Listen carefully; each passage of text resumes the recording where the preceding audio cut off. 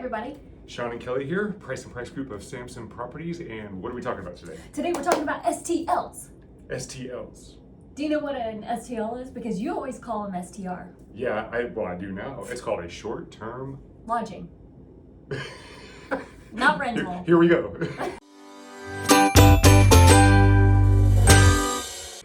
Okay, so what is a short-term lodging situation in Fairfax County, right? Yes. This is anything that is 30 days or less, no longer than 30 days. Once you're longer than 30 days, it's either medium or long-term. That's right. That's right.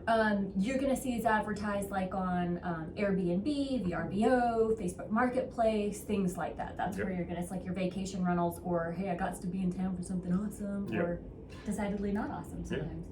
But what the common misunderstanding in Fairfax County is that they are not allowed. Okay, and that's and in common. fact, they are. They are, with certain stipulations. Serious. Strict guidelines. Strict. Okay. In Not fact, very they're so many. strict, we have them written down so we don't miss any. But then we look like a real news anchor That's from right. back That's in the right. old days where they have papers. And over to Kelly, how's the weather today? Wait, who's the one that would throw them when they were done? I think that was a comedian.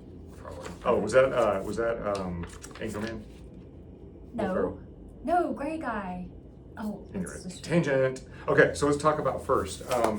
yeah. So you put these slides together beautifully. So let's Thank go you. ahead and let's talk about this. So what are the permits that are required? Okay, for this? that is the requirement, right? It must be permitted, and we have the slide. You can always screenshot it to see what those steps are that you need to take. We don't need to go into detail with those. The application fee is really small. It's like $200. It doesn't take very long. It's like a couple of weeks. But one of the really key things that you need to be aware of is just because the county issues a permit does not mean that your HOA or your condo, whatever association your house is in, it does not mean or supersede that their regulations, right? So Fairfax County can give you the permit, and it doesn't mean you can do it if it's against your HOA rules. So you have to check that. It's on you, the homeowner, or lesser, which we'll go into, to check that. Yeah, and you got to be compliant, because if you do this, it's important when you're buying a property, if you're specifically buying it with this intention, you need to know this, because if you buy a property and intend to generate revenue with that, and then you find out the HOA doesn't allow it, or the condo association doesn't allow it, then you're stuck. You've got a property that we can sell for you. That's right. All right, so that's the permitting. So now let's talk about the property requirements. So what type of properties can it be? Okay, it's only your primary residence. Now it can be a condo, it can be a townhouse, it can be a single family, like a detached. It can be any of that. But it can be an apartment. Correct. Yes. But it must be your primary residence. That was, okay, you brought up something that really surprised me. I didn't realize this until I dug into it. Explain that. How can it be an apartment, right? An apartment is what you rent. So it's called arbitrage. It's called short-term lodging arbitrage. And basically you use somebody else's property and you arbitrage it. You generate this income. So being an apartment, if you have a lease with an apartment and you have the written permission of the apartment complex that you're allowed to do this, you can actually do short-term lodging for out of the apartment, right? Even though it's not your property. And not even just an apartment, right? Like, let's say you're renting from a landlord who's not a corporation or anything. With their permission, you can sign a long-term lease. What's the max here in Virginia? Is it 3 years? 3 years. 3 years. You can sign up to a 3-year lease, get their permission, and you can offer short-term rentals out of that property. Yes, out of that property. Now, what's the one kind of property that cannot be done that surprised you? Well, an ADU. Yeah. That's what really shocked me is, you know. So what's an ADU? And the accessory dwelling unit, right? So this has to be a part of the dwelling that is your primary residence. Oh, and there's a key here that's gonna, like, we're giving you a lot of really good things, but we're about to bring you down, man. Oh no, down hard. What's going on? It's about the timing, like how long they actually have to reside in the place to be able to do this. They have to live there.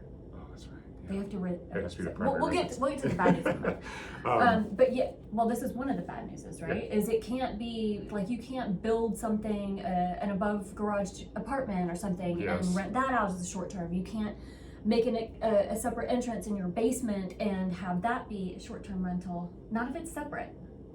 Not if it's separated, it has to be connected. It has to be connected to the house. It cannot be an accessory within your dwelling unit. right? Yeah. And there are certain regulations within the rules of the property, like you have to have certain signs posted and things like that, which Like is on this exit slide. and- Yeah, so it's on this slide again. Screenshot it, and you can get that information.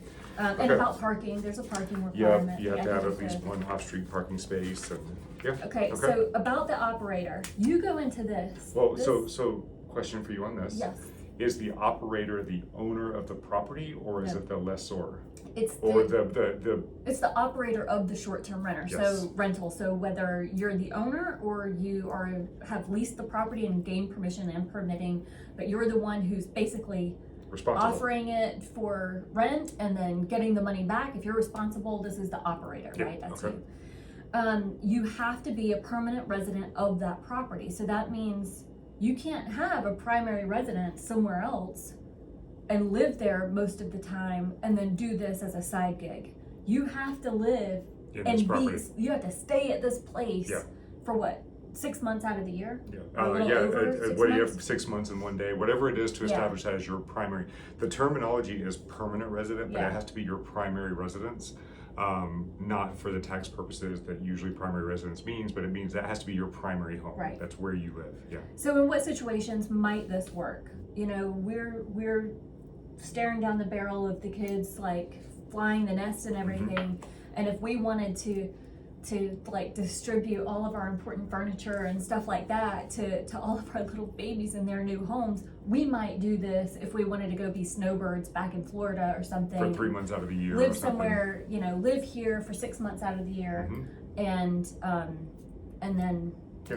you know that might be something. That could be something that works, yeah. And one thing that's important too as an operator is you have to have a designated agent right. as a part of this process. That can kind of be a stop for some people because it can't be the operator, it has to be somebody else. Yeah. But there are companies that you pay like $25 a year, I think, or something like that. They become your registered agent. Yeah, it's not a big deal. It's just someone other than you, the operator, who has to be available by phone, all their contact information in case there's an emergency. Yep. Or any tenant needs to get in touch with someone. Yep. You do have to. That's not a big deal. So the biggest pluses are, yes, you can do this in Fairfax County. Yep. I love short-term rentals. I mean, I could go on and on and on about short-term rentals. And for those of you that are in this sweet spot of a niche in life and situation, this could be awesome because our area is kind of starving for short-term rentals. Yeah, it is. Yeah. Now, some limitations that are really important. So the biggest limitation to this is you can only do it 60 nights per year. Right. So in Fairfax County, it has to be your permanent residence, and really you can only rent it out 60 nights per year. Yeah, so that's really good. I'm glad you said that, because it's not like, so if you have to live there 6 months and a day, it's not like you can rent it out 5 You got months those and 6 months. 29 days or whatever it is. You have to limit it And to 60 nights. The other thing too that goes into what you were saying, like with regards to the basement and doing separate and everything, is all parties that are in the house in any one of these days have to be on the same rental agreement. So you can't rent the basement to one group and the upper level to another group. It's 60 days, one group at a time coming in and staying. That's true. There's that's a good point. maximum occupancy number. Was it 4? Let's look at our notes here. No. 6 adults. Yeah, 6. Yep. 6 adults are the max, unless it's regulated somewhere else, so like a more restricted regulation. What are some of the other rules here? Get into this. Yes, go to your rules. Okay, 1 group max, covered it. No events. No events, no weddings, no parties, nothing that invites other people outside of the people that are on the rental agreement are allowed at the property. Yeah, I'm like, well, you know, coming from the beach where we were, where the event is the beach, I'm like, well, then why would anybody want to be here? Yeah. But then I'm like, duh, you know, I mean, DC, Duh. everybody wants to come here. That's right. And one of the important things too, you have to maintain a guest log, and everybody that comes and stays has to sign into this guest log, and it has to be maintained by the owner. Yeah, and you can be checked. Like the county can come to you and request this at any time, and you have to be able to provide this guest log. Yeah. So we have this screenshot up here, so you can look at those rules as well. We do recommend that you go and actually, if you're going to consider doing this, dive into it yourself. All of this information is public record, but we wanted to give you a good summary of it. Yeah. So what caught you most off guard? I'll tell you what caught me The most off guard. ADU. Yeah. The ADU was a big deal. And then, so that was my big womp. And then my big like, you don't say, was that you could lease something and as the lessor be able to do it. Yeah, because people do that. That's very common. Yeah. Like when this first started happening, that arbitrage motion, a lot of people were going and renting apartments, but that's in areas where you can do it all year long. They never moved into the apartment. And good luck getting a landlord to allow it. Yeah. I mean, just because you can doesn't mean it's likely. So short-term rentals, I am like a million thumbs up in the air on this. Yeah. In Northern Virginia, Fairfax County, Might be kind of tough to do. It would have to be a very unique, specific situation. If that's you, do it. You let us know. That's right. All right. Anything else? Not from me. Okay. All right. Very good. We will see you guys. Oh, Kelly's back.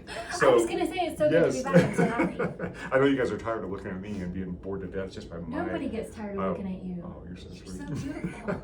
All right, guys. We'll see you on next week's video. Please let us know if you have any questions or if you have any any questions you would like for us to cover on these videos. Please feel free to message us. I can talk all day about DIY stuff and home renovations. Oh, we gotta do some before and afters. Go check out our Instagram. She's putting some stuff up there. That's right. I haven't. Yeah. Anyway, all right. We'll see you guys next week. Bye. Hey everybody, I'm shooting this week's market snapshot from my open house here in Fairfax Station, Virginia.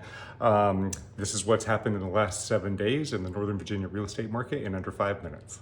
Okay, so the market is making some interesting moves right now. We've got the interest rates coming down. Buyer activity is kind of leveling out. So we're getting some good opportunities here for buyers. It's kind of a small window, I think. The window's been here for a few weeks, but it's getting even tighter now with the interest rates starting to drop. And the buyers haven't flooded the market yet. So it's going to be interesting to see what happens over the next few weeks. But buyers, I really recommend if you're considering making a purchase that you really consider diving in now. And we're happy to talk with you about your condition or your specific situation to see what works for you. But let's dive into the numbers, see what's going on.